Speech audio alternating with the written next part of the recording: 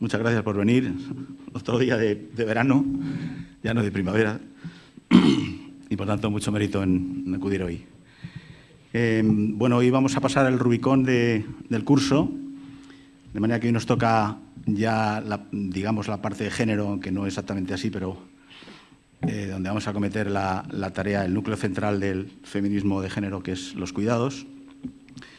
Luego la conferencia que viene, la siguiente, será ya, digamos, las luchas emancipatorias, como será Galcerán, y luego la última es sobre el trabajo, la crisis y la liberación del trabajo del valor. Bueno, como digo, nos situamos ahí en el centro, en el núcleo del feminismo de género, con su concepto de los cuidados.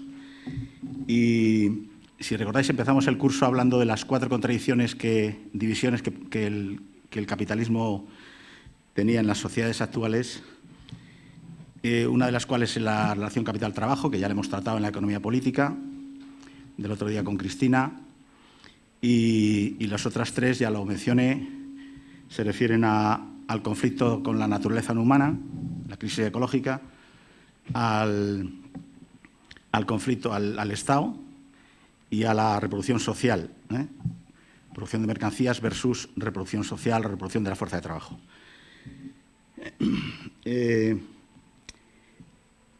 Dejando al margen el conflicto de clase y el conflicto de la naturaleza, que lo podríamos tratar en otro curso el año que viene, el de la crisis ecológica, hoy vamos a tratar un poquito, voy a introducir el tema del Estado, de manera que el papel del Estado hoy, como lugar donde se reproducen las contradicciones sociales, políticas y económicas, de 2 visiones, de 2 perspectivas, de 2 misiones también, visiones y misiones que tiene el Estado. Una de ellas es el Estado como espacio en el que está separada la explotación económica y la dominación de género está separada del poder político. Y, por tanto, la dominación económica no tiene carácter personal, como tenía en el feudalismo y como tenía en la esclavitud. Y en esos periodos históricos se ejercía una dominación personal del amo sobre el esclavo y del señor feudal sobre el siervo de la gleba. En el capitalismo no es así, es es impersonal, no hay una dominación personal y por tanto, más decía una cosa con un sentido sarcástico en El Capital que os voy a leer. Decía, la esfera de circulación o del intercambio de mercancías, dentro de cuyos límites se desarrolla la compra y venta de la fuerza de trabajo, era de hecho un verdadero Edén de los derechos humanos innatos. Lo hacía de forma sarcástica. Lo único que aquí impera es la libertad, la igualdad, la propiedad y la utilidad.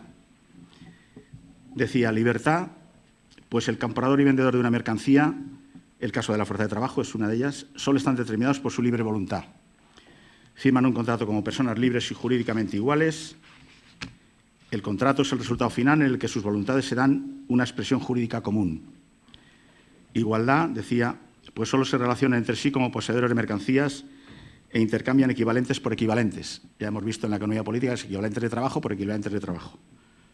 Cada mercancía tiene un equivalente de trabajo a otras mercancías en la producción y el intercambio de mercancías. Propiedad, decía, pues cada una de ellas solo se preocupa de sí mismo. El único poder que les une y los relaciona es el de su egoísmo. Entonces, como Estado de Derecho, el Estado burgués trata a sus ciudadanos como si fueran iguales, propietarios iguales, libres e iguales. Todos los ciudadanos del Estado están sometidos a la ley, por tanto son iguales desde el rey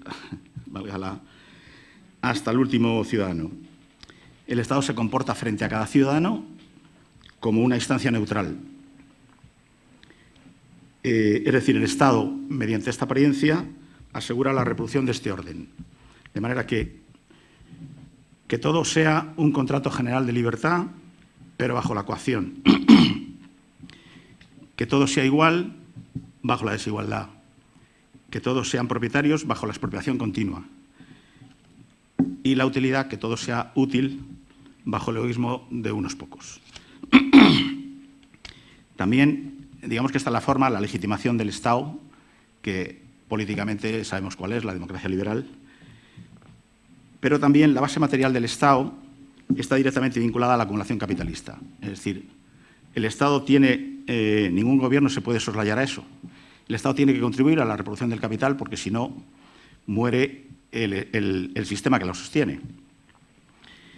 De manera que esto se ha visto recientemente en la crisis de 2008, tuvimos que salvar a la banca poniendo 65.000 millones de euros todos los ciudadanos.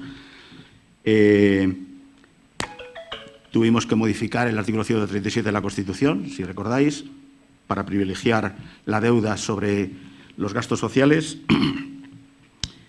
En la pandemia hemos tenido que hacer ERES, o se han hecho ERES para evitar que las empresas quiebren y que los trabajadores sean expulsados del mercado de trabajo.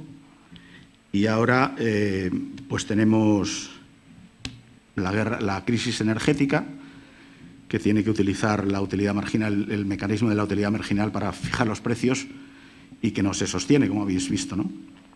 Se hace a través del precio más alto, que es el del gas, y se trata el oro como si fuera oro. Quiero decir, el precio se hace al más caro, como si fuera precio superior. Y luego, pues, ayer vi en el periódico, el Banco de España pide desvincular la inflación y las pensiones. Es decir, que ya las pensiones pues no van a... Bueno, por lo menos hay una batalla del Banco de España para evitar que se revaloricen tal como está establecido en la ley. Es decir, que el Estado tiene la función, que digo, de reproducir el capital, porque si no ayuda al Estado, si no colabora el Estado, las crisis económicas del capitalismo acabarían con él. De manera que el Estado cumple esa función de apoyo a la reproducción ampliada del capital. Pero, por otra parte, el Estado tiene otra función, que es una función biopolítica, que explicó Foucault, y que significa que el Estado se tiene que preocupar de las poblaciones y tiene que gobernar a las poblaciones con un mecanismo biopolítico. Tiene que meter la política en la biología y la biología en la política. Tiene que hacer biopolítica.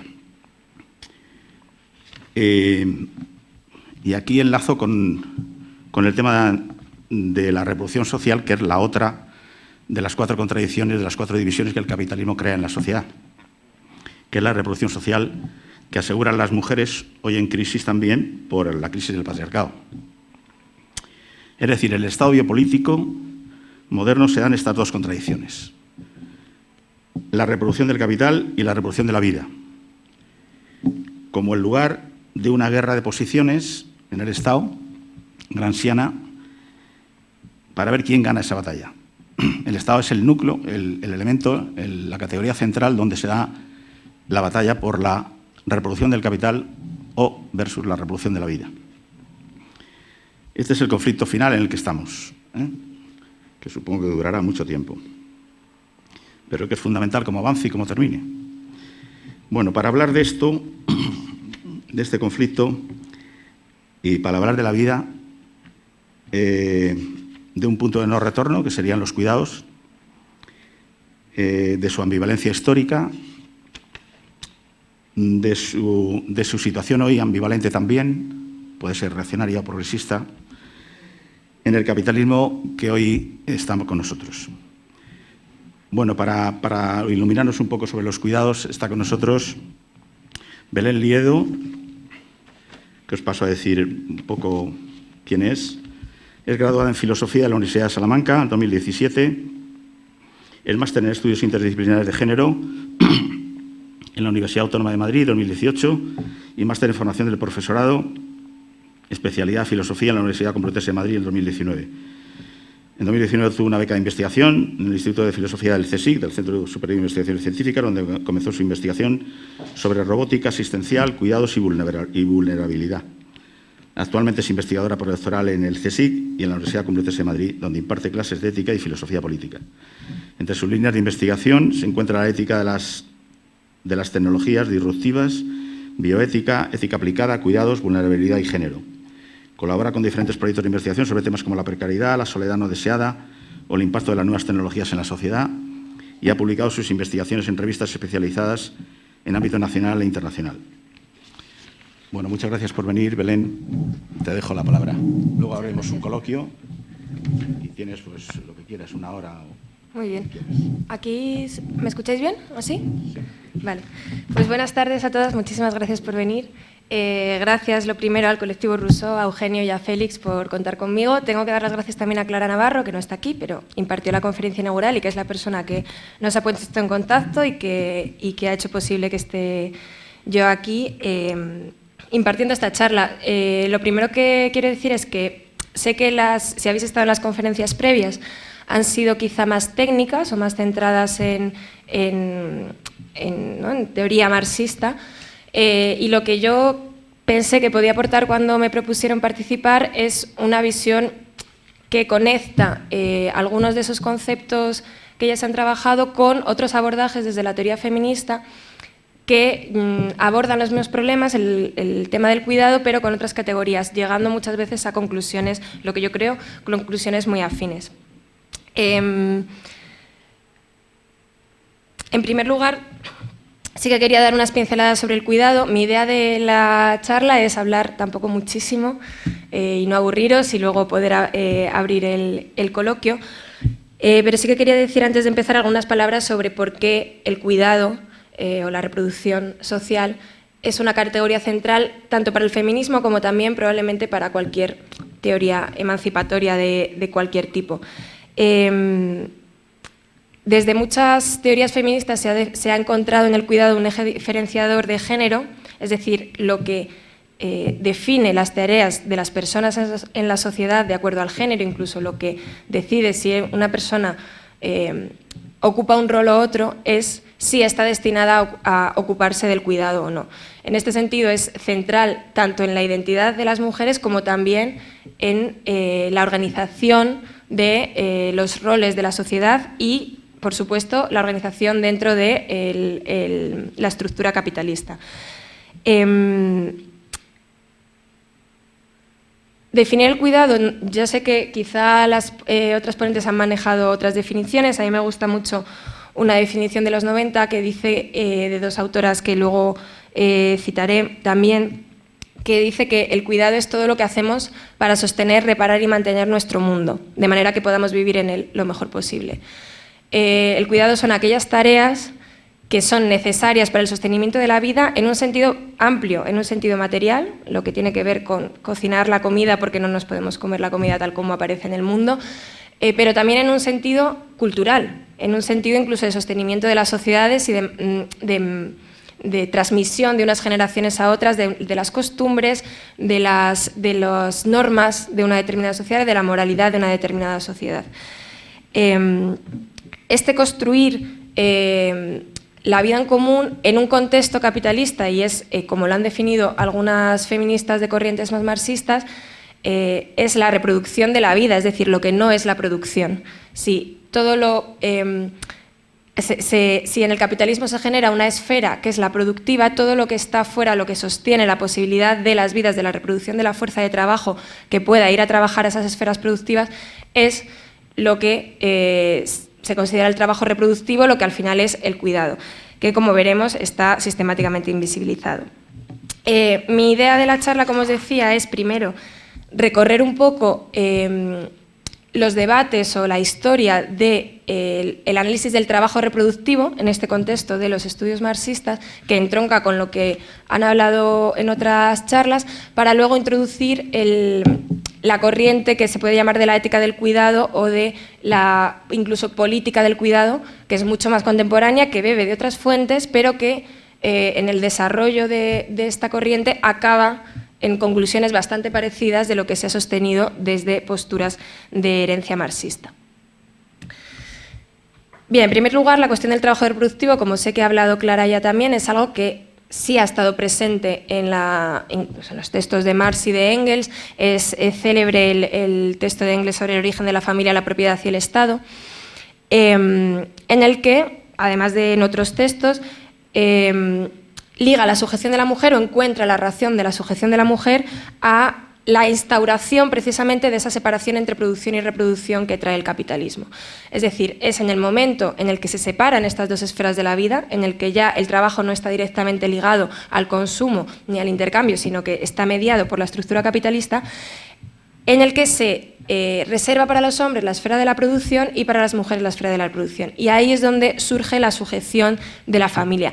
Engels casi viene a insinuar o viene a decir que la familia es una estructura que en sí misma puede y ha sido en otros momentos de la historia armónica y justa y más o menos ausente de conflicto, pero que es en el momento en el que se separan en roles la posición social de los hombres y la posición de las mujeres cuando se genera esta dominación de los hombres sobre las mujeres.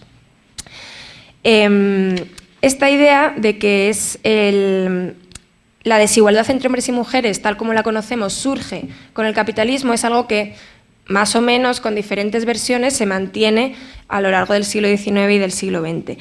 Es lo que se conoce en la mayoría de los textos como la cuestión de la mujer o la situación de la mujer. No quiere decir esto que no hubiera personas, evidentemente, que se estuvieran preocupando por mejorar la situación de las mujeres. Pero sí había una confianza bastante generalizada en que bueno, pues la liberación de la mujer ocurrirá cuando se abola la sociedad de clases y será solo en ese escenario cuando sea posible que las mujeres se liberen de esa sujeción. Bueno, tengo aquí una cita de Engels del origen de la familia y la propiedad del Estado del 84 que os leo, que dice que según la teoría materialista, el factor decisivo de la historia es a fin de cuentas la producción y reproducción de la vida inmediata. Pero esta producción y reproducción son de dos clases. Por una parte, la producción de los medios de existencia, de productos alimenticios, de ropa, de vivienda y de los instrumentos que para producir todo esto se necesitan. Y de otra parte, la producción del hombre mismo, la continuación de la especie. El orden social en el que viven los hombres en una época o en un país está condicionado por estas dos especies de producción, por el grado de desarrollo del trabajo por una parte y de la familia del otro. Es decir, aquí ya se inaugura la primera, digamos, categoría de análisis sobre la situación de las mujeres, que es la reproducción de la vida.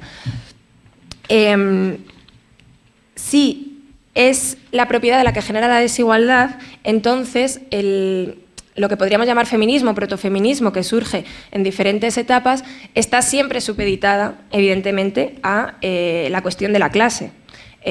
Hasta que no consigamos solucionar la desigualdad entre clases, no se conseguirá solucionar la desigualdad entre hombres y mujeres. Una cosa que sí que está claro en esta época y más adelante es que esta separación entre lo productivo y lo reproductivo tiene que ver también con una separación política propia del Estado, como estaba contando Eugenio, que es la separación entre lo privado y lo público. Es esa separación la que para Engels y para Marx está ligada a la separación entre producción y reproducción y que de alguna manera institucionaliza los espacios y las posibilidades de acción de los hombres y las mujeres. Si lo productivo se relega a lo que se considera el ámbito privado, no es un asunto social, no es un asunto de preocupación común, sino que es un asunto que se soluciona en la familia. Y es en la familia en la que pues, se ponen en funcionamiento todo el trabajo y todas las acciones necesarias para reproducir esa fuerza de trabajo para que luego vaya a las fábricas. Esto significa también, la historia del movimiento obrero, como quizás probablemente sepáis, está llena de conflictos en este sentido, porque si las mujeres tenían que ir a las fábricas o no, no era nada obvio en ningún momento.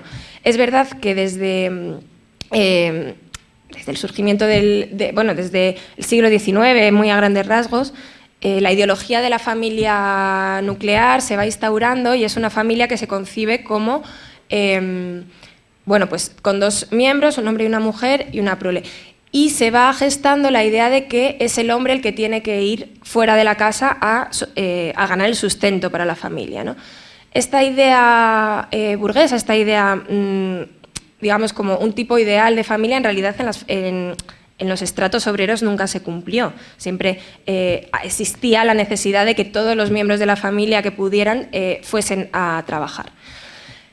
Por eso, cuando pues, las mujeres están en las fábricas y a las mujeres se les paga menos y por lo tanto esto genera, por ejemplo, un efecto de devaluación en los salarios general, se generan conflictos. Hay sectores del movimiento obrero que consideran que, no son que es mejor que las mujeres se queden en casa, que los salarios para los hombres sean más altos y que se mantenga esta separación entre las tareas. Bueno, tanto Clara Zetkin como Alejandra Kollontai, como en general el movimiento feminista de la Revolución Rusa, se preocupaban mucho de la cuestión de la mujer, unida a esta preocupación general por, bueno, no conseguiremos la liberación hasta que acabemos con la sociedad de clases, Pero, como es bien sabido, abogaron por el divorcio, Alejandra Kollontai en concreto mucho por el amor libre, porque sí concebían que la idea del matrimonio, de la familia burguesa, contenía en sí misma algo dañino para las mujeres. Aunque tuviese que ver con su posición de clase, también veían ahí un problema. Pero es verdad que a pesar de estar a favor del voto femenino, a pesar de compartir muchas de estas reivindicaciones clásicas del feminismo, como es el aborto, como es el divorcio, se mantenía una relación muy ambivalente con las sufragistas.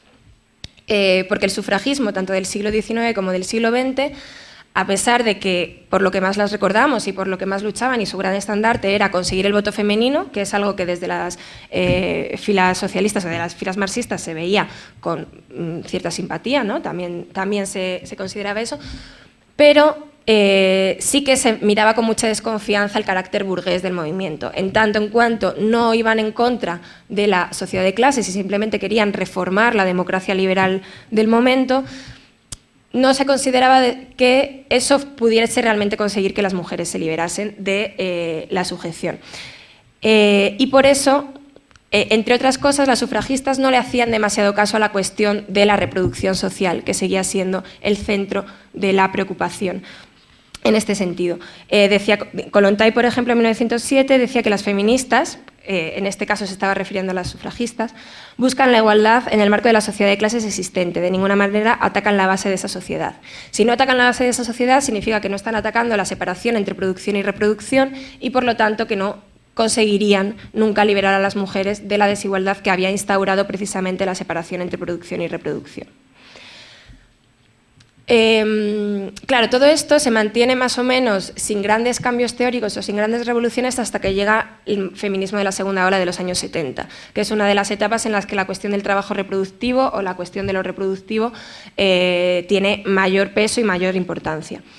En los años 70, bueno, en el contexto general de lo que es la historia del feminismo, una vez se consiguió el voto y después de la Segunda Guerra Mundial, cuando las democracias liberales empezaban a instaurar y además empezaban a desplegar todo este arsenal de derechos sociales y de estabilidad social y de todo en Occidente, todo el auge de la sociedad del consumo y del crecimiento económico, el feminismo vivió un tiempo digamos, de pausa. Bueno, ya se había conseguido el voto, la educación, una serie de derechos formales por los que habían luchado las sufragistas durante mucho tiempo y, bueno, pues parecía que no había nada más que hacer hasta los años 70. En los años 70 hay una eclosión de muchas ramas diferentes del feminismo y entre ellas del feminismo marxista. Es lo que quizá Clara también haya hablado de esto. Heidi Harman, por ejemplo, llamaba el difícil matrimonio, que tiene una frase que es muy elocuente de cómo veían las feministas de esta época la relación con el marxismo, que es que decía que era un matrimonio difícil entre el feminismo y el marxismo a la manera del derecho consuetudinario inglés. Es decir, que la cabeza del matrimonio y el dominante del matrimonio, y en realidad el representante y el único importante del matrimonio era el marido, es decir, el marxismo. Y que era necesario que ese difícil matrimonio se reformase de alguna manera en el que el feminismo fuera tan importante para la reivindicación de las mujeres de izquierdas, o las mujeres progresistas, como lo queremos decir, como era el marxismo. La cuestión de la mujer, que siempre había estado supeditada a otras cuestiones, empieza a ser autónoma y valiosa por sí misma, digamos, no supeditada a otros objetivos. Esto ocurre en el feminismo marxista, pero también en el feminismo radical, incluso en el feminismo liberal, en todas las ramas de esta época. Pero las feministas marxistas, que son las que más trabajan sobre la cuestión reproductiva, no quieren dejar de lado el análisis marxista. Harman dice que la mayoría de los análisis marxistas de la posición de la mujer parten de la relación de la mujer con el sistema económico, no de la relación de la mujer con el hombre. Lo que hace falta es aprovechar todo ese arsenal teórico tan potente del marxismo para analizar la cuestión de la mujer, pero en relación también con el hombre, no solo con la sociedad de clases o con la clase dominante. Entonces, el trabajo reproductivo empieza a ser central, pero analizado a partir de otras categorías. Así también, por no entrar en demasiado detalle, se busca esta idea de localizar o de identificar muy claramente cuál es el origen material de la opresión de las mujeres y lo encuentran de nuevo en la división sexual del trabajo. Siempre que siga habiendo una idea de la producción como algo que ignora lo reproductivo, que ignora cuáles son los trabajos necesarios para el sostenimiento de la vida, las mujeres van a seguir estando sometidas.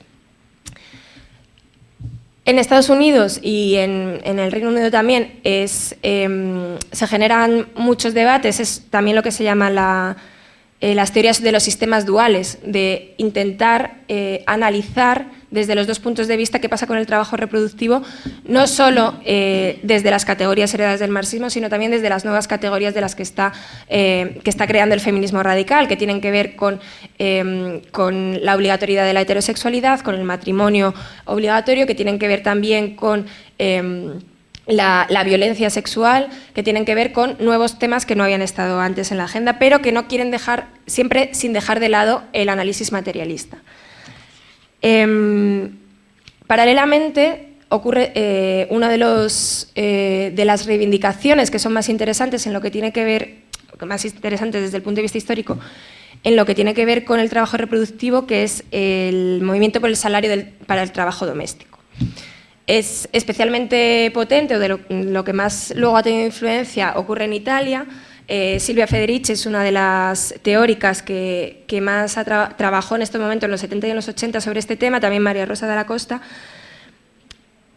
Y es, bueno, pues un movimiento como que en un primer momento reivindica que si el trabajo doméstico es un trabajo, si el trabajo doméstico es algo que es necesario para la reproducción de la fuerza de trabajo y por lo tanto es necesario para el sostenimiento del sistema productivo, entonces ¿por qué no recibe un salario como reciben el resto de trabajos? Y reivindican que el Estado o que las empresas o que alguna gente, así un poco difusamente, pague un salario, establezca un salario para las mujeres que trabajan en casa, para las mujeres que crían a los hijos, para las mujeres que cuidan de las personas mayores, para las mujeres que hacen la comida, para, en general, el trabajo doméstico. Claro, esto recibió muchas críticas desde muchos frentes.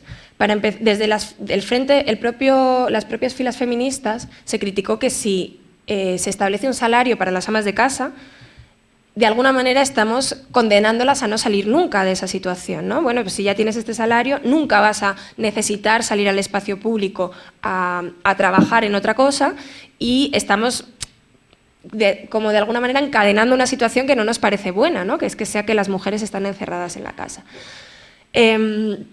También se criticó, por supuesto, que, bueno, si consideramos que la alienación de la fuerza de trabajo, el vender la fuerza de trabajo por un salario, es algo que genera una violencia y que genera unas desigualdades de forma intrínsecamente, ¿por qué vamos a querer que un sector de la población que se ha salvado, digamos, de esta sujeción al salario entre en esta dinámica? Sin embargo, bueno, uno de los análisis más interesantes sobre el salario doméstico, yo lo he leído hace muy poco, se ha publicado, traducido hace muy poco, que es el libro de la cuestión del trabajo de Kathy Wicks, que ha traducido Álvaro Briales, por cierto, que estará en este ciclo. Ella recupera la tradición del salario para el trabajo doméstico, no tanto tomándola literalmente, sino como una de las iniciativas más fuertes que hubo para poner en valor y para discutir la cuestión de lo reproductivo. Si durante tanto tiempo lo reproductivo había sido un tema de discusión menor o secundario o solo de las mujeres y por tanto que no afectaba a todo el mundo, ¿no? Como si fuera solo sectorial, estas feministas ponían en el centro del debate de cómo se organiza el Estado y de cómo se organiza el sistema productivo el trabajo doméstico. Por lo tanto, ya era una manera de subrayar que lo más importante, lo que más les estaba preocupando sobre la situación de la mujer era el trabajo que se hace en las casas. Pero además era una especie de enmienda a la totalidad, o sea, las respuestas que se le dan a la idea del salario del trabajo doméstico evidencian que sería probablemente insostenible un sistema en el que hubiera un salario para el trabajo doméstico y eso evidencia la propia irracionalidad del sistema por el cual para tener capacidad económica y desenvolverse en la sociedad hace falta un salario, pero es que para que eso sea posible, para que esos trabajos productivos salarizados sean posibles, tiene que haber un trabajo reproductivo invisibilizado, ¿no? Entonces, es de alguna manera como una llamada de atención o una casi ridiculización del propio sistema. Es verdad que las iniciativas por el salario del trabajo doméstico pues fueron decayendo y también que a partir de los 90 los debates sobre el trabajo doméstico fueron decayendo, porque la propia evolución del feminismo dio lugar a nuevas corrientes que se preocupaban por otros asuntos. El feminismo marxista ya no era tan central, el feminismo radical, que también era muy afín, tampoco era tan central, y se va diluyendo. También pierde bastante fuerza el feminismo liberal, que sobre todo está representado por el gran clásico de Betty Friedan, de la mística de la feminidad, que es verdad que, sin contar con un análisis materialista ni una enmienda a la totalidad, digamos, de la separación producción-reproducción, en realidad es un libro que está dedicado a la infelicidad de las amas de casa. Es un libro que lo que analiza es por qué las mujeres de clase media estadounidenses de los años 60, que es esta época de esplendor de Estados Unidos, de grandísimo crecimiento económico, de innovaciones tecnológicas, de que todo el mundo tiene coche, de que todo el mundo se va de vacaciones, de que todo el mundo se compra una casa.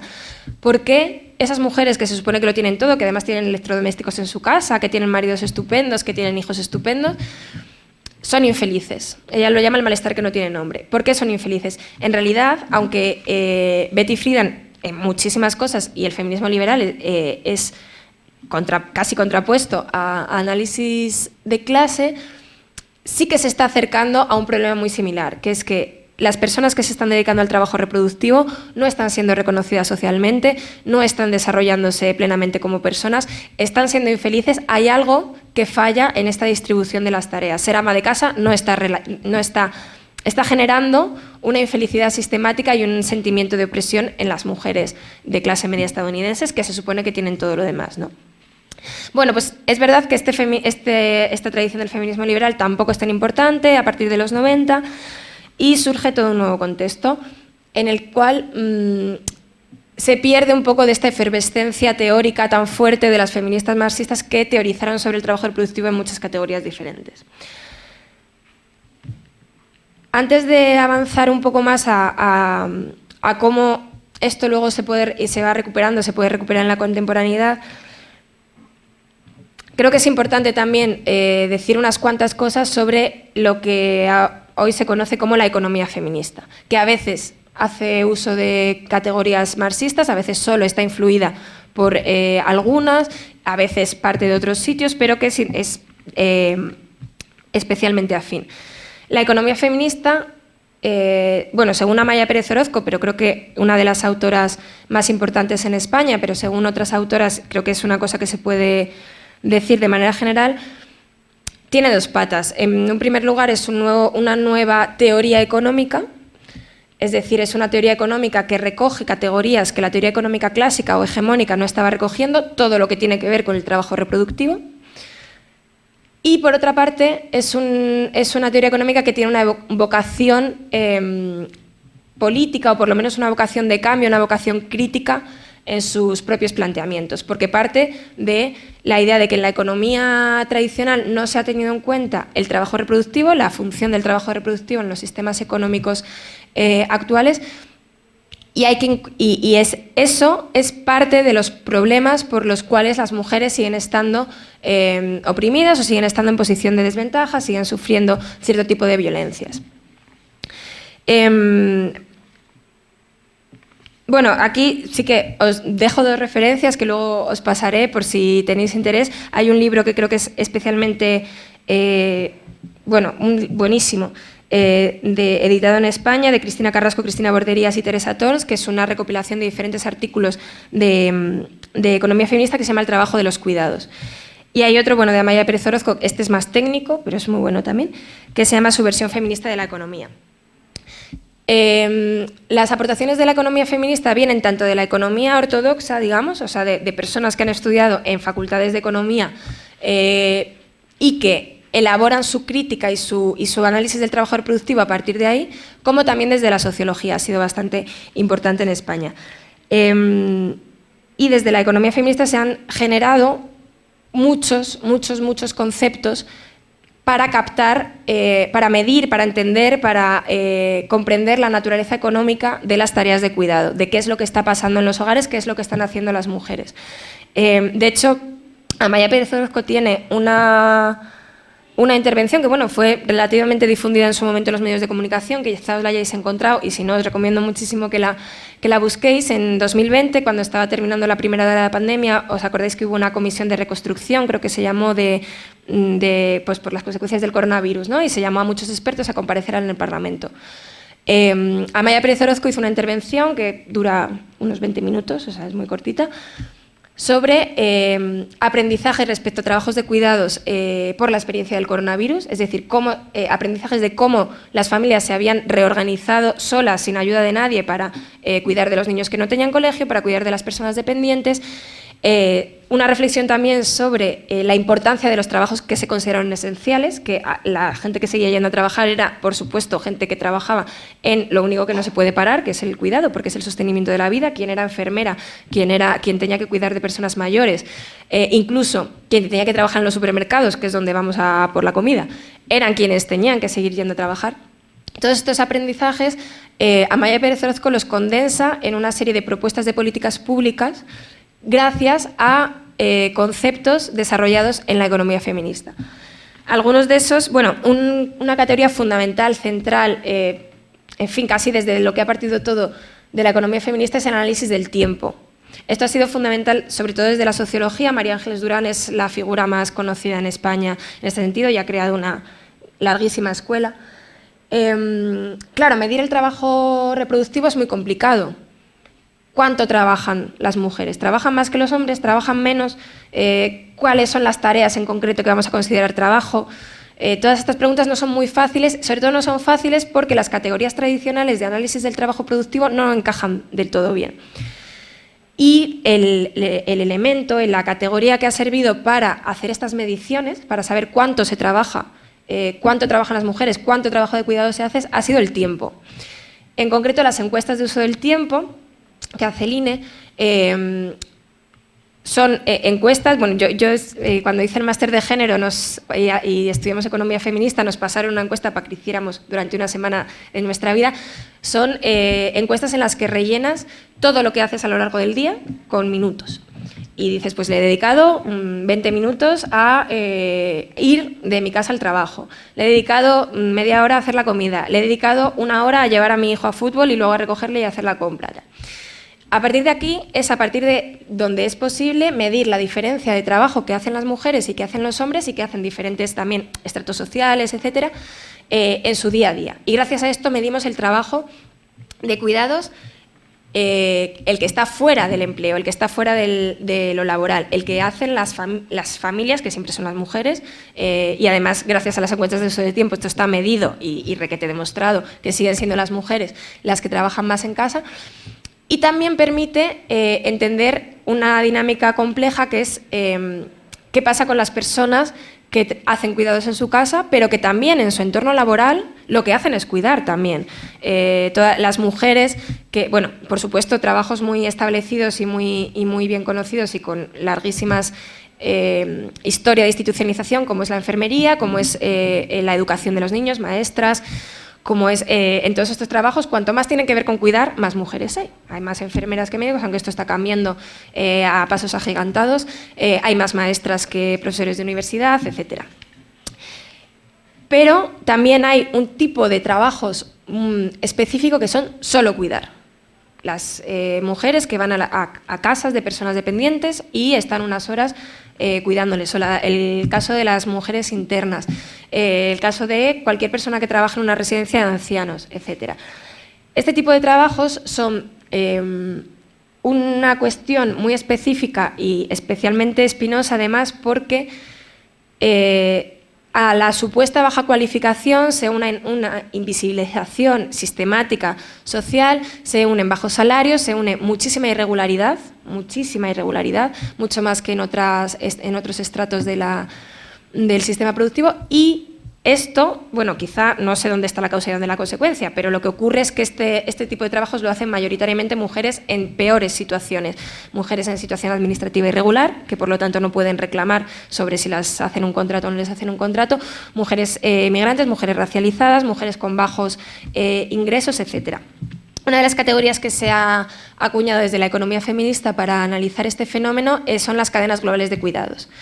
Las cadenas globales de cuidados son el fenómeno por el cual mujeres del sur global, en general, de países más empobrecidos, vienen a países más ricos a realizar las tareas de trabajo que han dejado de realizar las mujeres, que ahora estamos haciendo profesiones liberales y no tenemos tiempo de cuidar en casa. Ha quedado ahí un hueco que antes ocupaban las mujeres que estaban en las casas, que ahora han salido, y esto no se sabe muy bien cómo se rellena de una manera absolutamente disfuncional, y una de las maneras es empleando mano de obra barata que viene en movimientos globales.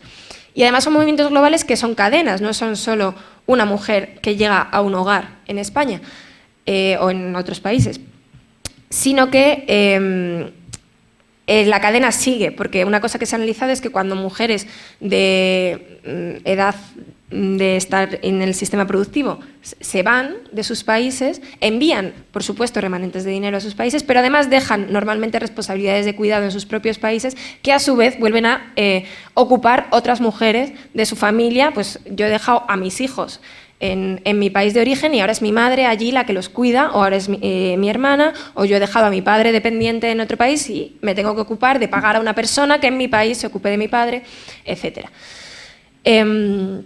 Claro, una cosa que pasa en España, otra categoría fundamental que viene de la economía feminista, es que es un país que es lo que se ha llamado familiarista, que las responsabilidades de cuidado se han depositado, se han dejado a la libre disposición de las familias. Las alternativas a esto son o dejarlas o tener un estado social, un estado del bienestar realmente fuerte, si es que esto ha existido alguna vez, como puede ser el caso de los países nórdicos, donde se supone que haya una red de guarderías realmente sólida y pública, donde se supone que haya una detención a la dependencia, donde se supone que haya ayudas a la conciliación, donde se supone que hay horarios razonables para que la gente pueda ir a sus casas a horas razonables a hacer su vida con las personas con las que conviva. Y luego está la alternativa, que es el gran modelo, es el Reino Unido, de que haya una red de empresas, una red de instituciones privadas dedicadas al cuidado, suficientemente sólida y suficientemente accesible, idealmente, como para ser, más o menos toda la población pueda recurrir a ello. Obviamente, estos dos modelos tienen disfunciones muy claras. Para empezar, que nunca llegan realmente a cubrir toda la demanda de cuidados, pero bueno. En España no es así, en general en los países del sur de Europa, tanto España como Italia, Portugal, somos países familiaristas, es decir, que no nos hemos preocupado ni las empresas ni el Estado mucho de qué pasa con los cuidados. Esto ya se hace en las familias. ¿Qué pasa? Que se hagan las familias no significa que lo hacen las mujeres mayoritariamente, y todavía sigue significando que lo hacen las mujeres. Esto cada vez es peor y cada vez es más preocupante porque vivimos, como ha mencionado antes Eugenio, lo que se ha llamado crisis de los cuidados, que es otra categoría, otro concepto que viene de la economía feminista. La crisis de los cuidados viene a ser que cada vez necesitamos más cuidados intensos, no solo cuidados, que todo el mundo necesitamos cuidados todos los días de nuestra vida, porque en fin, hay que comer, hay que tener la casa limpia, hay que cuidar la salud, todas estas cosas que son cotidianas. Sino que incluso los momentos y las situaciones en la vida por las que todas las personas pasamos también, en las que somos más dependientes del resto, tanto en la infancia como cada vez menos, pero bueno, el final de la vida, los últimos años de la vida, como la discapacidad, todas estas situaciones que nos hacen más necesitados de cuidados ajenos, cada vez crecen más, sobre todo porque cada vez vivimos más, afortunadamente. Y esto se une al que se supone que es el otro gran factor detonante de la crisis de los cuidados, que es que las mujeres ya no están en los hogares, como he dicho antes, ¿no? Ya no hay, si es que alguna vez hubo, esa separación que se supone ideal entre una parte de la familia, ¿no? La familia nuclear ideal, hombre, mujer, niños. Una persona se va fuera a ganar el dinero y la otra persona se queda cuidando. Eso ya no es así. Y además no podría ser así porque es que el capitalismo ha hecho que todo el mundo tenga que trabajar, porque ya no se puede sostener una familia así. Y además de que cada vez hay menos familias que siguen ese patrón. Entonces, ese hueco no se está rellenando. Es una crisis social que sigue agravándose y que, como no se está atendiendo políticamente, no se está atendiendo como una responsabilidad social, lo que está generando es tanto las cadenas globales de los cuidados como otra categoría de la teoría feminista, lo que se llama dobles y triples jornadas, o también doble presencia, se llama, que las mujeres que trabajan fuera de casa trabajan continuamente, porque trabajan fuera de casa, pero trabajan dentro de casa. O sea, la dedicación temporal a el trabajo no les deja absolutamente ningún espacio para ninguna otra actividad que no sea trabajar. Es verdad que la economía feminista se ha preocupado mucho de un asunto muy concreto, que es la reivindicación de que el trabajo doméstico es trabajo. Estoy utilizando un poco trabajo doméstico y trabajo reproductivo como sinónimos, no son exactamente lo mismo, pero bueno, en diferentes corrientes y en diferentes momentos se han utilizado, o sea que bueno, no estoy haciendo mucha distinción. Reivindicar que es trabajo y medirlo y hacer estas encuestas de uso del tiempo tiene el objetivo muy claro de visibilizarlo y de además denunciar las injusticias que se están cometiendo sobre las mujeres, pero también sobre las personas que necesitan cuidados y no los reciben de suficiente calidad, para promover un cambio social. Claro, esta idea de que el cuidado sea algo que se hace, o sea, algo homologable a un trabajo, que es algo que concebimos que se hace por un dinero, que se hace por un salario, como decían las feministas por el salario del trabajo doméstico, pues entonces habrá que darle un sueldo también, no deja de ser, de alguna manera, de levantar un poco de inquietud. Porque, bueno, el cuidado también es el hacer la comida para las personas que tengo en mi casa, que yo quiero que coman bien. El cuidado también es estar con mi bebé, que puede ser, y de hecho es para muchas personas, si la situación es ideal, una fuente de realización personal, una fuente de vínculos sociales, en fin, cosas buenas de la vida, ¿no? No solo algo que estamos obligadas a hacer. Entonces, a esta preocupación por la reivindicación de que esto es un trabajo, se le tiene que unir, yo considero, y es una de las cosas que ahora en la segunda parte de la charla comentaré, alguna consideración sobre la especificidad de lo que es el cuidado, porque no es lo mismo un trabajo de cuidados y, de hecho, no es lo mismo estar empleada como persona que cuida a personas mayores en una residencia que estar empleada yo qué sé, pues sí, por poner el ejemplo clásico de otros relatos, de estar en una fábrica o de estar ¿no? en lo que se pueda considerar así de típico ejemplo de movimiento obrero. Es verdad que la economía feminista ha reclamado mucho del Estado, o sea, ha pedido mucho y se ha encaminado mucho a políticas públicas, a la idea del social care, del cuidado social, de esto tiene que ser algo que tenemos que hacer entre todos, pero también se ha mirado con desconfianza, porque como decía Eugenio, el Estado no es una cosa que haya venido del aire, no es cualquier organización política, o sea, es un tipo de organización que tiene unos vínculos muy profundos con el sistema productivo, con el capital, y que no está tan claro hasta qué punto es la estructura hacia la que debemos apelar, ¿no? Y frente a esto sí que ha habido otras iniciativas que tienen que ver con organizaciones de los cuidados más comunitarias o más que partan de estructuras sociales más micro, que pueda ser un reparto más horizontal, una toma de decisiones más horizontal, no solo pedir al Estado que aumente las ayudas a la dependencia o que dote del dinero que no está dotando la ley de dependencia, que por supuesto. Bueno, ya me estoy enrollando muchísimo. Voy a pasar a la segunda parte sobre, como os decía, algunas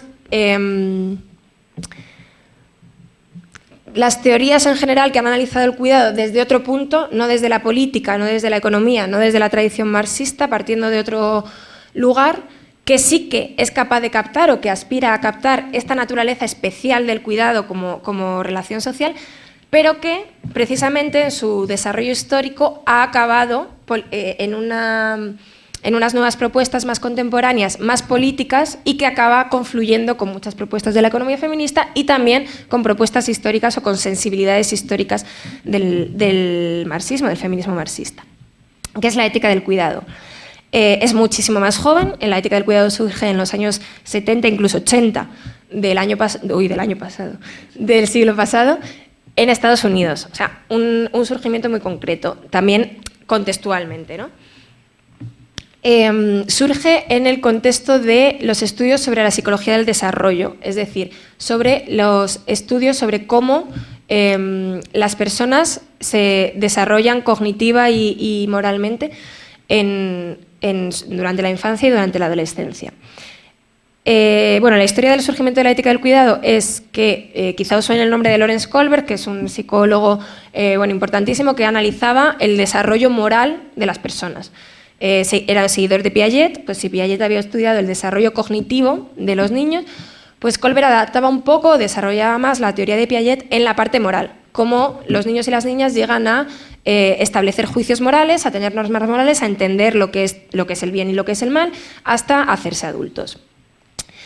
Y Kohlberg tenía un modelo de moralidad que era, como el modelo de Piaget, progresivo y jerárquico, digamos, ¿no? O sea, había un estadio final o de desarrollo total al que tenían que llegar las personas. Y quien no llegaba a ese momento adulto de desarrollo moral, de alguna manera se había quedado por el camino, tenía alguna deficiencia, no había tenido un desarrollo correcto o incluso no tenía la capacidad, ¿no?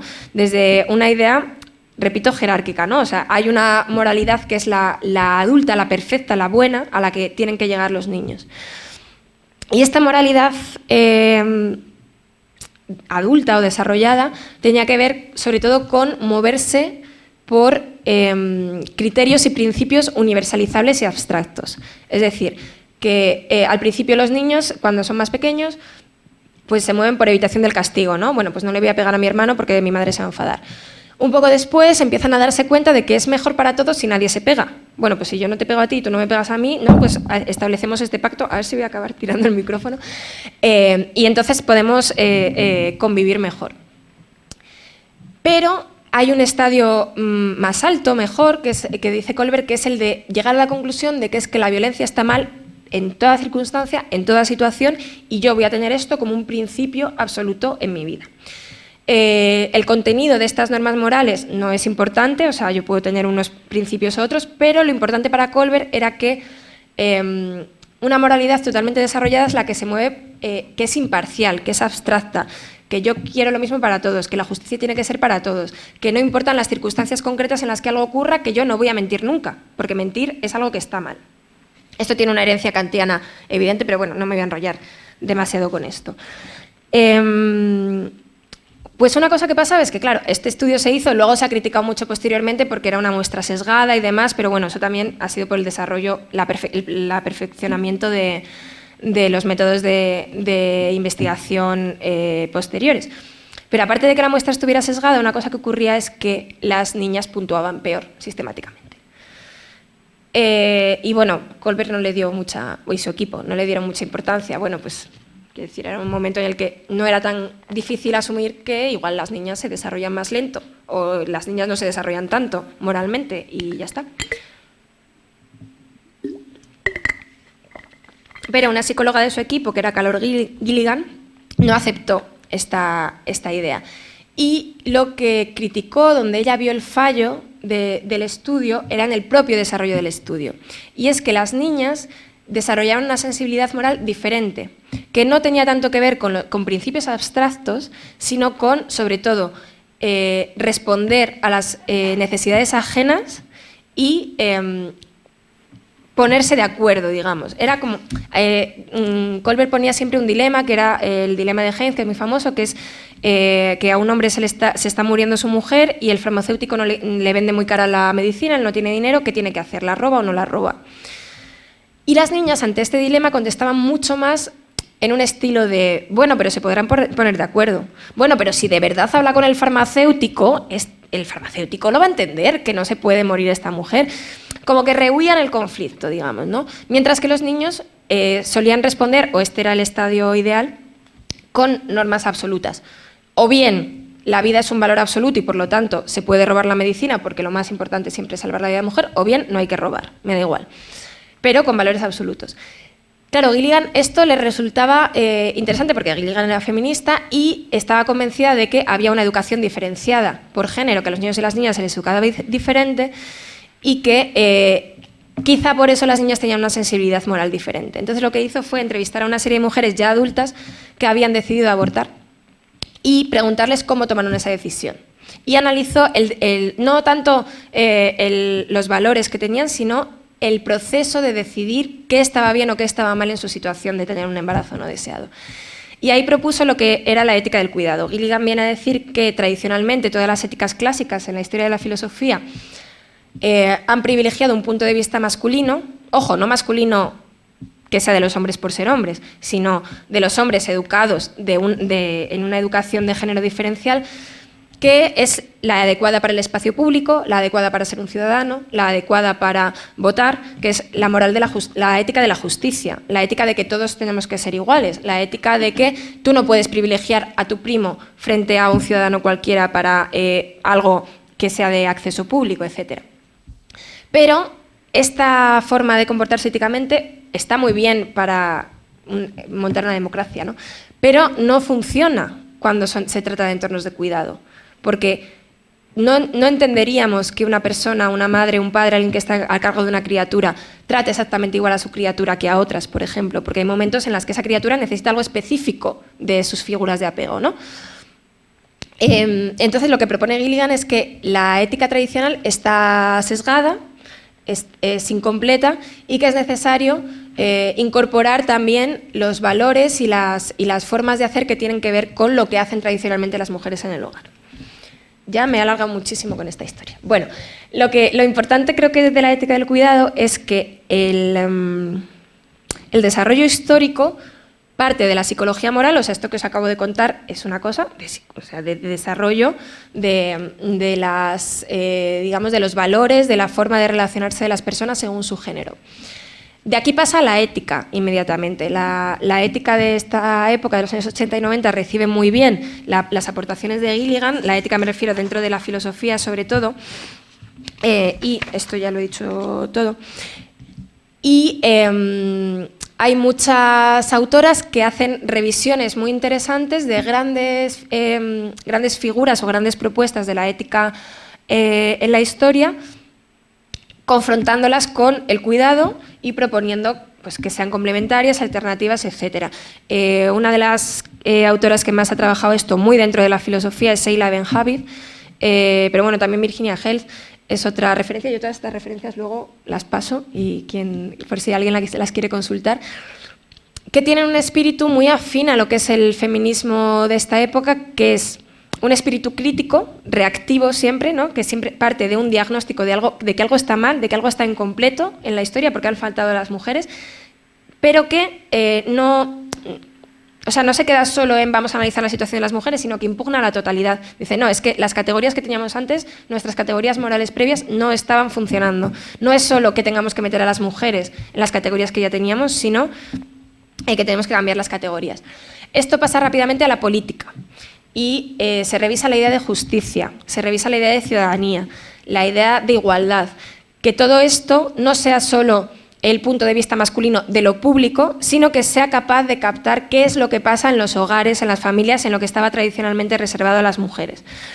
Dentro de esto es especialmente interesante la aportación de Joan Tronto, que es una autora estadounidense, que parte de todo esto, quiere decir, todas estas autoras de raíz estadounidense, Gilligan, etcétera, son autoras que serían herederas un poco del feminismo liberal de Friedan y de todos los 70, porque son autoras que no impugnan la democracia liberal per se. Pero sí son autoras que empiezan a proponer una serie de revisiones que van tan a la raíz de las categorías centrales sobre las que se sustenta la política, que empiezan a acabar en las mismas conclusiones en las que se llegan desde otros puntos, ¿no? Hay dos claves teóricas fundamentales en la política del cuidado, en la politización del cuidado, que es una, la crítica al sujeto moderno. Nuestra idea de ciudadano, nuestra idea de participante en el pacto social está incompleta. Las personas no se sientan en pie de igualdad a negociar sus condiciones para formar un pacto social. Las personas tienen diferentes situaciones, pero no solo respecto a sus condiciones materiales o a sus posibilidades materiales, sino también respecto a sus responsabilidades de cuidado y respecto a los cuidados que necesitan. Una persona que, por ejemplo, tiene una discapacidad y necesita apoyos externos, si no tiene esos apoyos no puede ir a esa ágora pública supuestamente igualitaria a debatir y a establecer ese pacto social, pero es que la persona que le está cuidando tampoco puede ir si no se si no se cambia la idea de que es un ciudadano, si no se cambia también la idea de la racionalidad por la que supuestamente se establece ese pacto, porque es una racionalidad a la que de hecho le falta todo lo que tiene que ver con el cuidado, con la ética del cuidado, con los valores del cuidado. Y la otra gran, la que yo creo que es la otra gran cuestión de la política del cuidado es la crítica a la separación público-privado. Y esto vuelvo directamente a por donde he empezado. La crítica a que existan dos esferas de la sociedad claramente diferenciadas que tienen normas diferentes, en la que participan sujetos diferentes y que además no son dos esferas que estén así colocadas, están así. O sea, donde se deciden las cosas es en el espacio público y quienes acceden al espacio público son los sujetos privilegiados o los sujetos que ni dan ni reciben cuidados, y además esto es absurdo porque nadie podría sobrevivir sin recibir cuidados. O sea, eso es porque alguien en la casa te está haciendo la comida, ¿no? Esto es lo que Joan Tronto llama la irresponsabilidad privilegiada. Las personas que no asumen responsabilidades de cuidado porque tienen el privilegio de poder, de que alguien se las esté haciendo, o para sí mismos, hacerme la comida a mí, o lo que me tocaría a mí, cuidar de mis hijos, o etcétera. Que no es solo lo que me tocaría a mí, porque parte de la politización del cuidado también es que haya un reparto lógico, justo y equitativo de las responsabilidades, que no, o sea, que es que idealmente no tendría por qué recaer de nuevo en la familia y en las mujeres de la familia las cuestiones de cuidado que surjan. Es que si todo el mundo necesita cuidados, ¿por qué tiene que ser cada mujer la que es depositaria de todas las necesidades de cuidado? Bueno, es que ha enfermado una persona de la familia y entonces ya está, pues tiene que cuidar esta persona y no hay otra razón. Cuando, siendo una condición humana, siendo una condición universal el necesitar cuidados, el reparto y de esas tareas, no solo de que las responsabilidades estén repartidas igualmente, sino que también que todo el mundo reciba los cuidados. Eva Feder-Kitei, que es una autora que trabaja mucho sobre discapacidad, que además tiene una hija discapacitada y cuenta mucho su experiencia como madre, tiene una frase, la adaptación marxista, de que cada cual debe tener las responsabilidades de cuidado de acuerdo con sus capacidades y recibir de acuerdo con sus necesidades. O sea, la adaptación del aserto clásico para el cuidado. Esta separación público-privado es una de las cosas que más se critican y Joan Tronto, de hecho, lo sitúa como una de las razones fundamentales de que el cuidado sea un problema, de que nos estemos enfrentando a una crisis de los cuidados, pero también de la sujeción de la mujer. Los otros problemas que ella detecta son la distinción tajante entre lo moral y lo político, que viene a ser un poco la distinción tajante entre cómo hay que comportarse en entornos de cuidado, la ética del cuidado, y cómo hay que comportarse en entornos públicos, la ética de la justicia, que ya desde Gilligan sus primeras propuestas no eran hay que ser parcial en todas las situaciones y hay que comportarse como te comportarías con tu hijo, es una combinación de las dos tradiciones, por supuesto. Y el otro problema es que el punto de vista moral supuestamente neutral sea ese sujeto desinteresado y plenamente racional que puede establecer un pacto social en pie de igualdad con otros. Y otra cuestión que es especialmente relevante en esta última fase de la politización del cuidado es la atención a las relaciones de poder que se producen dentro de los entornos de cuidado. Y esto cruza además muchos niveles. No es solo el poder de las grandes estructuras que dan lugar a que haya personas como las mujeres migrantes que tienen que cuidar más, que se ven obligadas a cuidar más y que además se enfrentan a situaciones de injusticia y de vulnerabilidad más extremas, sino también micro, o sea, qué relaciones de poder se producen en las familias para que sean las mujeres las que se acaban viendo obligadas a cuidar. Y también, y esto es muy espinoso, qué pasa con el poder entre una persona que cuida y una persona que es dependiente, porque ahí también pueden surgir violencias y de hecho ocurre cuando el cuidado no se realiza idealmente. Y ya voy a ir terminando. Creo que ya lo he ido recorriendo más o menos, pero quería subrayar para terminar lo que yo creo que son los puntos en común entre la tradición del trabajo reproductivo, que tiene una historia tan larga y que viene además de un corpus conceptual tan rico como es el marxista, hasta que todo lo que aquí hay en común con una tradición tan reciente de un surgimiento que surge en un contexto tan concreto y que ha evolucionado tan rápidamente y que viene, además de la filosofía, y que acaban, creo, dándose la mano bastante. En primer lugar, es lo que ya he dicho un poco, que es la vocación de crítica estructural o de crítica casi universalista del feminismo. O sea, ya no estamos solo en la cuestión de la mujer, esto no afecta solo a las mujeres. Esto es una revisión de cómo hemos definido las estructuras políticas y económicas de nuestras sociedades y cómo creemos que tienen que ser. ¿A partir de la situación de la mujer? Sí, pero estamos haciendo una enmienda a la totalidad. Normalmente con una visión más reformista probablemente, no sé por qué el feminismo es así, pero el feminismo es así, en general mucho más reformista que rupturista, pero sí con una vocación de cambio de estructuras profundas. La crítica al sujeto autónomo, moderno, productor, totalmente capaz, es también común. O sea, no es solo que no todo el mundo es el obrero de la fábrica que solo tiene el problema de clase, digamos. También es que el modelo de ciudadano que hemos definido en las teorías políticas modernas está incompleto y no todas las personas pueden alcanzar ese modelo, pero es que además si tomamos ese modelo como lo neutral y lo general y el sujeto de nuestras políticas y nuestro modelo de ciudadanía, nos estamos dejando fuera a todas las personas que se dedican a lo reproductivo que estamos invisibilizando. Es verdad que también se llega a conclusiones desde todos los puntos de vista de lo cojas por donde lo cojas, se llega a con bastante facilidad a la conciencia de que hay una contradicción intrínseca e inevitable entre la dinámica extractiva acumulativa del capital y el sostenimiento de la vida.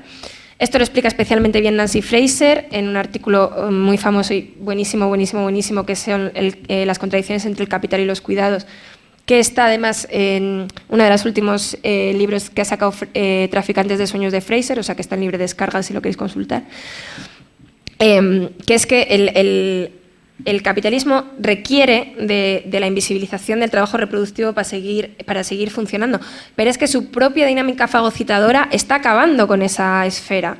O sea, es que es el propio capitalismo el que está haciendo, es que da lugar a la crisis de los cuidados, a pesar de que sin esa esfera sería imposible que se siguiera reproduciendo. Esto también se llama el conflicto capital-vida, Maya Pérez Orozco lo refiere así y también es bastante general. Es verdad que estas estadounidenses, esta tradición más de la política, de la tradición política liberal, se suele referir más a no tanto el conflicto capital-vida, sino en la idea de los mercados o de el peligro de los mercados o el problema de los mercados o la necesidad de enfrentarse a los mercados, pero realmente yo estoy bastante convencida de que la idea de fondo es bastante la misma. Luego también hay bastante interseccionalidad porque la cuestión de los cuidados enseguida te obliga a toparte con la realidad de las diferentes situaciones de las mujeres, que no es lo mismo una mujer que tiene papeles que una mujer que no tiene papeles, que no es lo mismo una mujer que viene de una familia con una determinada renta que otra. Es tan inmediato el toparte con esta realidad que es verdad que son tradiciones que han incorporado más o menos bastante bien la cuestión de la interseccionalidad.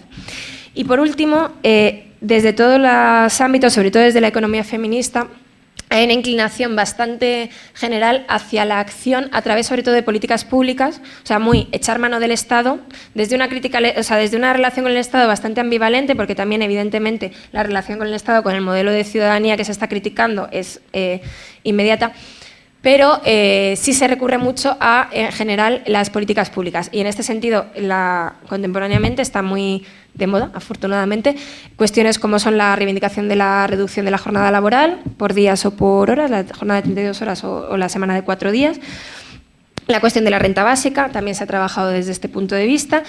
Y luego cuestiones que además llevan reivindicándose desde diferentes sectores del feminismo tanto tiempo que ya casi suenan clásicas, pero es que no se consiguen, que es pues, el refuerzo del sistema de educación infantil, la dotación de fondos a la ley de dependencia, en fin, un montón de medidas, digamos, que están en los programas electorales en muchas ocasiones, que están en el debate público y con esto ya quiero terminar, en esta intervención que os decía de Amaya Pérez Orozco en la Comisión de Reconstrucción en el Congreso, ella habla de del cuidado como una palanca de cambios sociales. Es decir, que a partir de todas estas medidas que se van proponiendo para ir reformando o ir mejorando la situación de los cuidados, es posible ir avanzando hacia una situación, o sea, una sociedad donde el trabajo productivo sea menos central en las diferentes vidas, a donde las personas tengan mayor disponibilidad de capacidad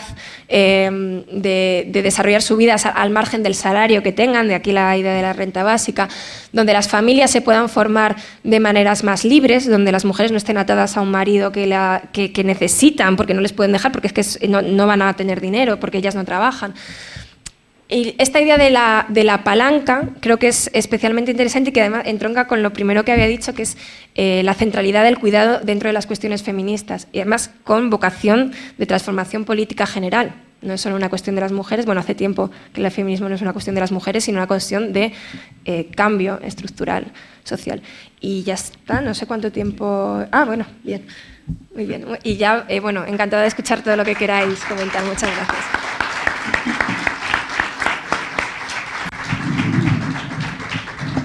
Bueno, muchas gracias, Belén. Muy completa. Otra vez. Abrimos un poco el debate, si os parece. El tema de los cuidados es mucho más asequible, ¿no? No es la economía política. Yeah. ¿Os animáis?